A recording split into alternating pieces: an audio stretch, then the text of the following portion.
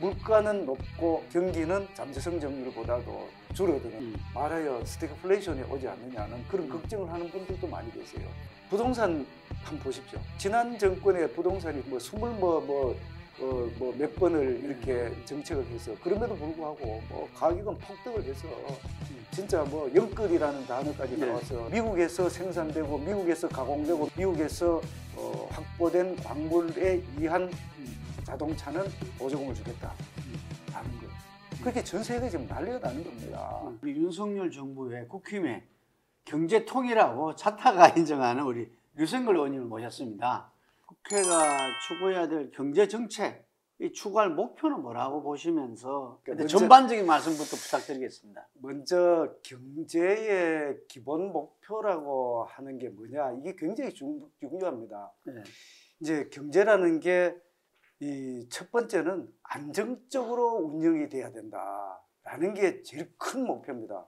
네. 그래서 경제 안정과 그건 단기적으로 보면 안정적으로 경제가 운영이 돼야 되는 거고, 두 번째는 안정적으로만 돼서는 안 되고 미래를 위해서 경제는 성장을 해야 됩니다. 이렇게 규모도 커야 되고 또 개인의 뭐 쉽게 이야기하면 1인당 GDP도 늘어나서 생활의 질도 높아져야 된다는 게 크게 봐서는 두 가지로 경제 안정과 경제 성장 이렇게 말씀드릴 수가 있습니다. 그런데 경제 안정이라는 게 우리가 보통 이제 물가가 올랐다 또는 고용이 지금 불안하다 또 국제 수지가 불안하다 이렇게 보통 이야기를 하거든요. 그래서 경제의 안정 목표의 세 가지를 보통 듭니다. 첫 번째 물가 안정입니다. 그 다음에 두 번째는 고용 안정이고요. 세 번째는 우리 경제도 그렇고 세계 200개국 이상의 경제가 전부 다 이제는 오픈 이코노미, 그렇게 개방 경제가 됐기 때문에 국제 수지의 안정, 세 가지가 기본적으로 추구해야 될 경제 안정 목표입니다. 지금 우리나라에서 제일 중요한 게 뭐냐면은 세계적으로도 마찬가지입니다만 지난 코로나19 이전하고 이후하고를 비교해 보면은 미국에서도 마찬가지고 우리나라에서도 마찬가지입니다만 유동성이 엄청나게 풀렸어요. 왜냐하면 코로나19가 그 어려운 시기에 경제를 어느 정도 안정적으로 유지가 돼야 되고 고용을 안정시켜야 되다 보니까 쉽게 얘기하면 돈을 엄청 풀어는 겁니다. 그렇죠. 중앙은행이 페드라고 합니다. 연방준비제도. 연방준비제도의 자산 규모를 보면은 대서대조표에서 자산 규모라는 게 결국은 자본이 있고 또 부채가 있는데 그걸 합쳐서 자산이라 하지 않습니까? 근데 금융기관 특히 중앙은행의 경우에 자산의 경우에는 화폐 발행이에요. 화폐 발행은 부채인 동시에 그게 자산으로 잡히지 않습니까? 그래서 코로나19 때에 한 4조 달러 정도 됐어요. 근데 그게 코로나가 어느 정도 숙지고 이렇게 했을 때 보면 9조 달러가 되는 겁니다. 그만큼 유동성을 많이 풀었다는 겁니다. 유동성을 많이 풀면은 물가가 올라갈 거 아닙니까? 경제는 어느 정도 침체를 방지하고 일자리도 어느 정도 유지를 했지만 그렇게 하고 나니까 이 전 세계적으로 물가가 폭등하는 겁니다. 우리나라 작년에 원래 지금 4월 달은 3.7%로 낮아졌습니다만 그만큼 우리나라도 마찬가지고 세계적으로 미국은 더 높고 유럽은 10% 이상 되는 이런 형태의 물가가 문제가 됐기 때문에 지금 제일 중요한 거는 물가를 안정시키는 거예요. 미국이 기준금리가 그때 당시 0.25% 제로금리였어요. 근데 지금 5.25까지 올라가 있지 않습니까? 그렇습니다. 그렇게 급격하게 올라는 겁니다. 우리도 0.5%에서 지금 3.5까지 올렸지 않습니까? 그러다 보니까 이제 문제가 되는 거는 물가는 어느 정도 잡혔는데 경기 침체라는 부분이 있기 때문에 경제를 안정시켜야 된다는 제가 아까 말씀을 드렸지 않습니까? 물가 안정시키는데 경제 안정시키면 경기 침체도 안정시켜야 되거든요. 이제 그러다 보니까 이제 이게 지금 현재 세계 경제는 물가는 어느 정도 잡고 있는데 경기 침체의 우려가 또 있어요. 지금 시점에 그 고용 관련돼서는 우리나라 고용 수준은 사실은 굉장히 지금 좋습니다. 실업률이 한 2.9% 정도 되고요. 그 다음에는 또 고용률도 62% 넘어서서 거의 최고 수준이에요. 그거는 왜냐하면은 이제까지 풀어놨던 유동성에 의해서 또는 다른 정부 지원에 의해서 고용이 어느 정도 유지가 되고 하는데 이제 그게 떨어지고 그다음 전체적인 침체가 되면 고용 부분에도 문제가 생길 겁니다. 특히 이번에 보십시오. 지금 현재 그 무역 수지가 14개월 지금 연속 지금 마이너스예요. 그렇다잖아요, 그죠? 그리고 또 수출도 지금 뭐 한 7, 8개월 계속 지금 마이너스가 되고 있어서 무역 수지가 줄어든다는 거는 우리 경제 규모를 구성하는 컴포넌트 구성 요소 중에서 소비, 투자, 그 다음에는 정부 지출, 그 다음에 순수출인데 무역 수지가 순수출이에요. 그게 줄어들었다는 것은 결국은 우리 경제의 규모가 과거보다도 줄어들 수 있다. 또는 늘어나는 속도가 줄어들 수 있다. 그래서 지금 경제 성장률 한번 보십시오. 지금 전문 그 기관들이라든지 뭐 정부에서도 마찬가지입니다만 우리나라 성장률을 지금 계속 낮추고 있어요. 얼마 전에 KDI가 1.8%에서 1.5% 나갔었어요. 또 정부는 지금 한은하고 1.6% 그대로 유지를 하고 있습니다만 1%의 성장이라는 거는 우리나라 지금 현재 잠재 성장률이 뭐 잠재 성장을 좀 추계하기도 좀 다릅니다만 2% 내외라고 이렇게 하고 있는데 잠재 성장률보다도 현 성장률이 실제로 성장률이 낮아진다는 것은 경기 침체를 이야기합니다. 물가는 높고 또 경기는 잠재 성장률보다도 줄어드는 그런 형태의 말하여 스태그플레이션이 오지 않느냐는 그런 걱정을 하는 분들도 많이 계세요. 제가 발의를 했고 얼마 전에 우리 국회에서도 상임위에서도 심사를 했습니다만 그런 공무원망법 같은 경우도 빨리 추진이 되고 입법이 되고 시행이 돼야 되는 그런. 이제 그거 좀 잠깐 설명 좀 해주시면 어때요? 아 그래요. 공무원망 기본법. 예. 최근의 경향을 보면은 각국이 자국 우선주의의 형태로 지금 흐르는 경향이 없잖아 있어요. 네, 글로벌 밸류 체인이라는 그런 차원에서 그 공급망이 예를 들어서 A국에서 뭐를 수출을 하고 그 공급이 되면은 B국에서는 그걸 가지고 제품을 만들어서 전 세계에 공급하는 이런 체계가 됐는데 자국에서 그런 공급망을 가져야 경제 안보가 확고히 유지될 수 있다라는 그런 개념이 이제 도입이 되는 거예요. 그렇게 하다 보니까 미국의 IRA법이라는 게 뭐냐면은 미국에서 생산되고 미국에서 가공되고 미국에서 미국과 FTA 또는 미국에서 확보된 광물에 의한 자동차는 7,500불을 보조금을 주겠다라는 거예요. 그렇게 전 세계에 지금 난리가 나는 겁니다. 우리도 지금 당장에 그렇게 하고 있는 그런 형태의 자국 우선주의의 공급망 관련되는 법을 만들었다 이렇게 보시면 돼요. 이제 국제 분업 체계에 의해서 가트 체제, WTO 체제에서는 이런 게 전부 다 원활하게 국가 간의 무역이 원활하게 이루어져야 돼요.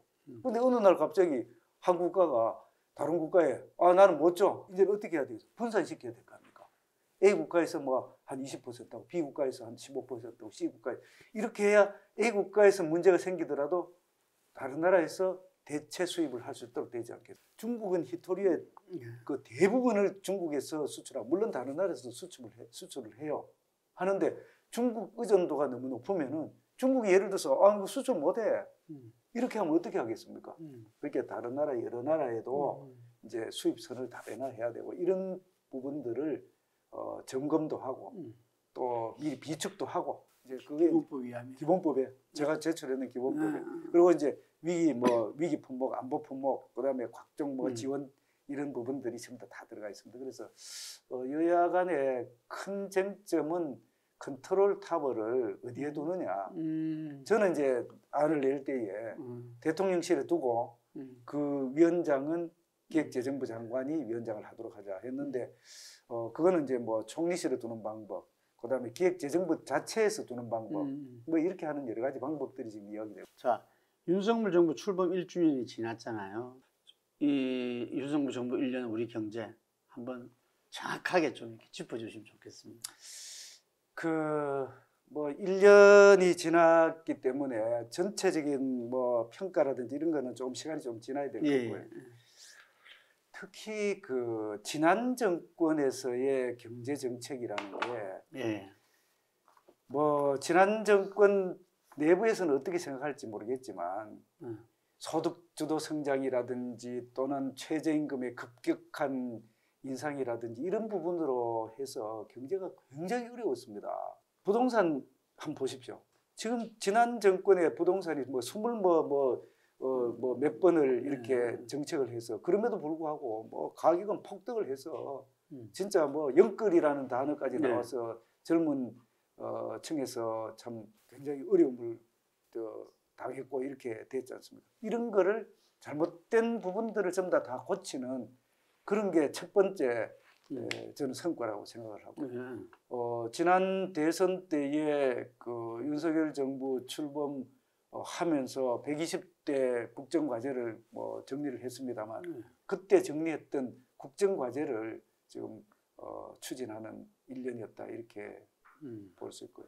지난 정부 그 출범할 때에 국가 채무가 한 60조 정도 됐어요. 그런데 지난 정부 마지막 때에 국가 채무가 1,060조가 넘었었어요. 그게 작년에 그 결산해는 보니까 뭐 1,068조 정도 되는데 우리나라 그 1945년부터 시작해서 지난 정권 앞까지의 국가 채무가 한 600조 됐어요. 근데 그 600조에서 400조가 더 늘어났으니까 5년 동안 400조를 더 늘어난 겁니다. 그만큼 재정의 역할이 강조됐다고도 이야기할 수 있겠지만 정부가 너무 많은 재원을 사용했다. 윤석열 정부의 재정의 경우에는 방만 재정이라고 하면 좀 강할지 모르겠습니다만 어쨌든 재정 건전성을 이제 안정적으로 유지하는 그런 재정 정책으로 바꿨다 이렇게 말씀드릴 수 있겠습니다. 아까 그 정책에서 쭉 이렇게 경제 정책에서 이야기를 하셨는데 국민들한테는 지금 전세 사기 피해자 이 부분에 대해서 정말 명확한 좀 해법을 원하고 있거든요. 전세 사기로 해서 안타깝게도 몇 분이 극단적 선택을 하고 또 지금도 많은 분들이 고통을 당하고 계신 것에 대해서 참 안타깝게 생각을 합니다. 이 전세 사기는 이게 진짜 참 서민들 좀 속된 말로 등치는 거 아니겠습니까? 저도 전세 사기 예방 그 피해 구제를 위해서 법안도 제가 발의를 2건을 했습니다. 첫 번째는 그 주택임대차보호법 일부 개정 법률안을 5월 달에 5월 11일 날 제가 발의를 했는데 그건 뭐냐면은 이런 겁니다. 이제 임차인이 이제 전세를 들어가 살고 계신데 임대인이 그렇게 주인이 바뀌는 겁니다. 근데 임대인이 바뀌었는데도 바뀌는 사실을 임차인은 모르고 있어요. 또 그 임차인이 이제 임대보증금 반환 그 보증보험에다가 가입하는 경우가 있을 수 있거든요. 그런데 그 보증보험 기관도 임대인이 바뀌는 걸 모르는 그런 경우가 있습니다. 그러면 그게 나중에 이 지원이라든지 이런 게 문제가 생길 수 있어요. 그래서 제가 그걸 어떻게 바꿨냐면은 임대인이 바뀌었을 때는 임차인한테 지체 없이 통보하도록 하고 또 임차인은 이 전세 보증금 반환 보험을 들었는 경우에 그 관련되는 회사라든지 뭐 허그도 될 수 있겠습니다. 그 회사에 그 임대인 변경 신청을 할 수 있도록 이렇게 하면은 나중에 전세 사기라든지 이런 걸 반지할 수 있게 되는 겁니다. 바뀌었는데도 모르고 있고 뭐 주인이 어떻게 되는데 나중에 알고 보니까 뭐 경매가 넘어가고 뭐 이렇게 되는 경우도 있을 수 있지 않습니까? 그래서 그거고 지금 이제 말씀하시는 전세 사기 피해 지원을 위한 특별법 이 부분은 저 여야가 합의를 했다고 어제 이제 발표를 했는데 내용이 좀 복잡합니다만 뭐 이미 이제 이야기됐습니다만 기본적으로 이래요. 지원 대상을 좀 많이 넓혔고 당초에 정부가 가져왔고 또 그 법안 내용보다도 굉장히 넓혔는데 그거는 뭐냐면은 이제 전세 보증금 규모가 있을 거 아니겠습니까? 당초에는 전세 보증금 규모가 3억 정도 되면은 괜찮겠다 이렇게 했는데 실제로 이제 그 심사하는 과정에서 이야기를 들어보니까 3억은 또 넘는 경우도 있고 또 뭐 조금만 했더니만 또 뭐 5억 하면은 3억 5천 하면 뭐 그 이상 되고 또 이렇게 하다 보니까 이 규모를 4억 5천까지 늘렸대요. 늘렸는데 또 검토를 해보니까 4억 5천을 넘는 그런 또 경우가 또 확인이 됐습니다. 그래서 이제 최종적으로는 지금 소위에서 의결된 안에 의하면은 5가지 대상 범위를 늘려서 굉장히 많이 대상을 확대했다는 이런 말씀을 드리고요. 그 다음에는 이제 피해자들의 경우에 이 좀 복잡하기는 복잡한데 최우선 변제금이라는 게 있습니다. 지금 보니까 서울 기준으로 보면은 올 2월달 기준으로 한 5,500만 원 정도 되고 과밀억제 그 권역에서는 한 5,500만 원 되고요. 다시요. 최우선 변제금이 올 2월 기준으로 서울 기준으로 봤을 때 5,500만 원 정도 되고요. 그 다음에 과밀억제 권역에서는 4,800만 원 정도 되는 이런 규모입니다. 이 규모에 대해서는 이 전세 보증 이제 사실은 사기를 당했으니까 여기서 집을 임차인은 나와야 되지 않습니까? 나와 다른데 이제 전세를 가야 돼요. 가야 되는데 돈이 없는 겁니다. 그럴 때에 최우선 변제의 경우에는 그 금액만큼은 10년간 대출을 받는데 무이자로 대출을 받도록 그렇게 지금 안이 들어가 있다. 그러니까 최우선 변제금이라는 게 그런 게 있어요. 그거는 모든 사람들에서 최우선적으로 그게 이런 거죠. 전세를 들어갔는데 이미 다른데 뭐 저당이 잡혔다든지 우선순위가 밀리더라도 요만큼은 반드시 최우선적으로 변제를 해줘야 돼요. 누가 해줘? 이제 처분을 할 경매라든지 공매를 할 거 아니겠습니까? 그럼 돈이 나오잖아요. 그런데 처분을 하면은 받아가야 되는데 못 받지 않습니까? 우선순위가 안 되니까. 그런 경우에는 아무것도 돈 못 받고 나와야 되는 거예요. 그 금액만큼은 은행에서 대출을 받는데 그때는 무이자로 해서 10년간 대출을 받을 수 있도록 해주자. 이미 사기 당했으니까 받을 수가 없잖아요.